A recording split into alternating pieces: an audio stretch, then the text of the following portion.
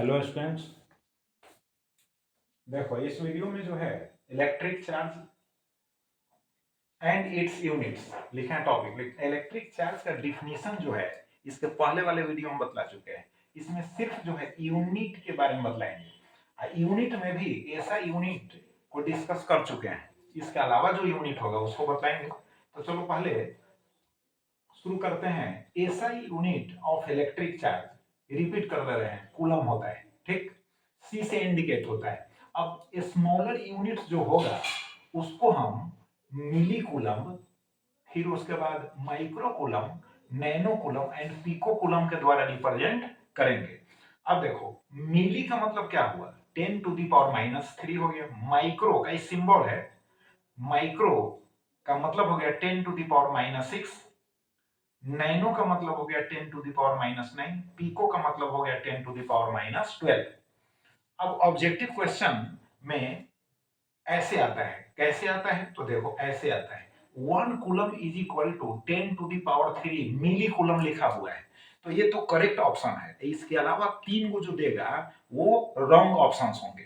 तो करेक्ट कैसे है तो देखो, अब करेक्ट कैसे है 10⁻³ मिली कूलम, तो यहां पर देखो 10⁻³ milli coulomb is equal to होगा 10⁻³। अब मिली के प्लेस पर हम लिख दिए हैं 10⁻⁻3, क्योंकि हम मिली का मतलब ही है 10⁻⁻3।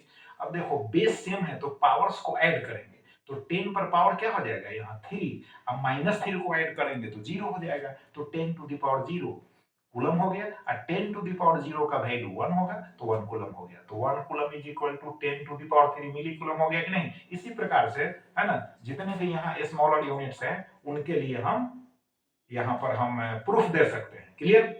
तो ऑब्जेक्टिव क्वेश्चन में ऐसे आता है, तो कंफ्यूज मत होना है। अब आगे चलो, अनदर यूनिट जो है जिसको हम electrostatic unit of electric charge कहते हैं। अब शॉर्ट फॉर्म है ESU यूनिट, इलेक्ट्रोस्टैटिक यूनिट। और इस इलेक्ट्रोस्टैटिक यूनिट को इस नाम से भी हम जानते हैं, स्टैट कूलम। अब देखो 1 कूलम इज इक्वल टू होता है 3 × 10⁹ स्टैट कूलम होता है। तो फिर इसको याद रखना, ऑब्जेक्टिव क्वेश्चन में इसको पूछा जा सकता है 1 coulomb is equal to 3 × 10⁹ stat coulomb है।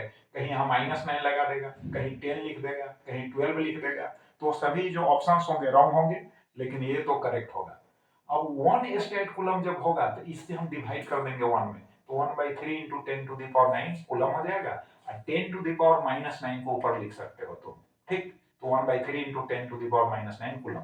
अब देखो डायमेंशंस इसका हमको लिखना है, तो सबसे पहले करंट को समझना पड़ेगा। तो current is equal to charge upon time होता है।